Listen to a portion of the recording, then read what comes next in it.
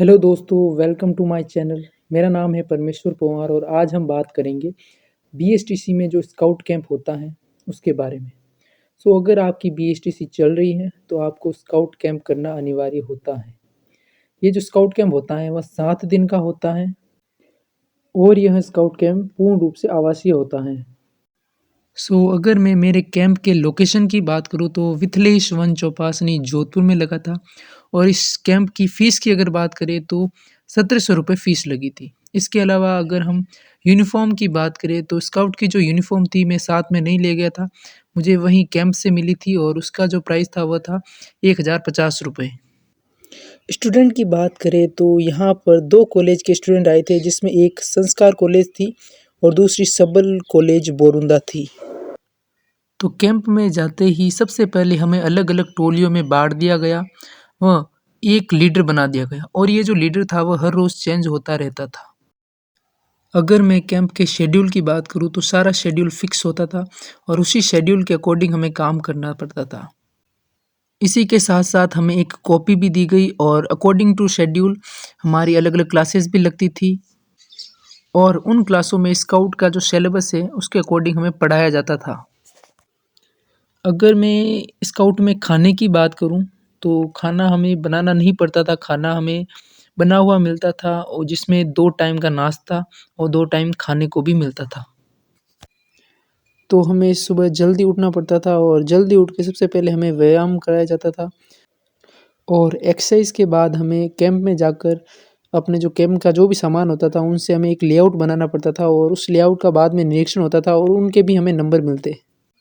ये जो लेआउट है ये हमने सबसे पहले दिन बनाया था।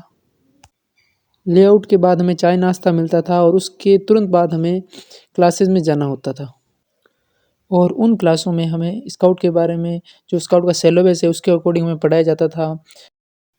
जैसे फर्स्ट एड बॉक्स और अलग-अलग प्रकार की हमें गाँठें बाँधना सिखाया गया था। जैसे रीफ नॉट और अलग-अलग इसी प्रकार की काफ़ी सारी नॉट्स हमें सिखाई गई थी। क्लासेस से पहले फ्लैग होता था और फ्लैग में सभी स्काउट और गाइड उपस्थित होते थे। इसी के साथ-साथ हमें अलग-अलग पर्ची दी जाती थी जिसमें अलग-अलग काम लिखा होता था, तो वो काम हमें अपनी टोली के साथ करना पड़ता था। इसके बाद हमें भोजन मिलता था और भोजन के बाद हमारा जो जाँच कार्य होता था, एसटी होता था, जिसमें हमें जो भी सिखाया गया था, उसकी जाँच की जाती थी और उनके भी हमें नंबर मिलते थे और जाँच कार्य होने के बाद फिर से क्लासें लगती थी और उसमें काफ़ी मनोरंजन होता था, अलग-अलग बाल गीत हमें सिखाए जाते थे। इन क्लासों के बाद हमें शाम के समय का नाश्ता मिलता था और शाम के समय हमें हाइकिंग पर भी ले जाते थे। कोई आस-पास जो भी मंदिर होता था, उस पर हमें हाइकिंग के लिए भी ले जाते थे।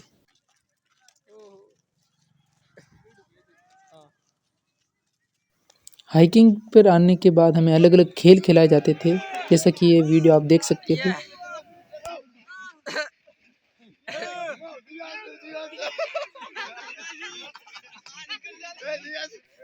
ये जो खेल होते थे ये बहुत ही मज़ेदार होते थे और इसमें रियली बहुत ही मज़ा आता था।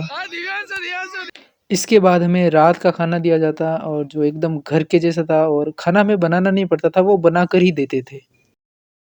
खाना खाने के बाद जो मेरा पर्सनली जो फ़ेवरेट कार्यक्रम है वो था जिसका नाम है कैंप फायर। कैंप फायर में हमें आग के चारों ओर बैठा दिया जाता और टोली वाइज़ हमें कुछ न कुछ कार्यक्रम प्रस्तुत करने होते, जैसे डांस, गीत और नाटक। इसी प्रकार हमें अलग-अलग कार्यक्रम दिए जाते और उसी के अकॉर्डिंग हमें अपनी प्रस्तुति देनी पड़ती थी, जैसा कि आप सभी ये देख सकते हो।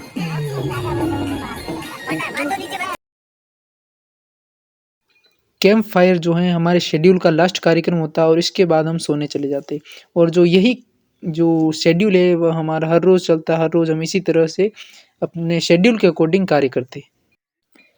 ट्रूली बताऊँ तो कैंप में आने से पहले मैं बहुत ही नर्वस था, पता नहीं कैसा होगा, कैसा नहीं होगा, क्या कराएँगे?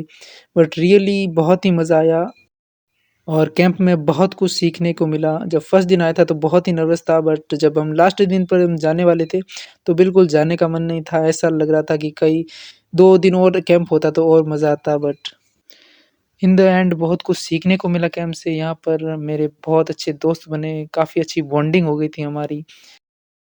सो स्काउट कैंप में आकर आप अपनी स्कूल लाइफ़ को फिर से जी सकते हैं। आपको ऐसा ही लगेगा कि जैसे हमारी स्कूल लाइफ़ फिर से आ गई हो और बहुत ही एन्जॉय किया हमने इस कैंप को। सो ये थी मेरी स्काउट जर्नी जो मैंने आपके साथ शेयर की है। इसके बाद अगर आपको कोई भी डाउट हो स्काउट के बारे में, you can DM me on Insta, I will definitely help you. Thank you for watching.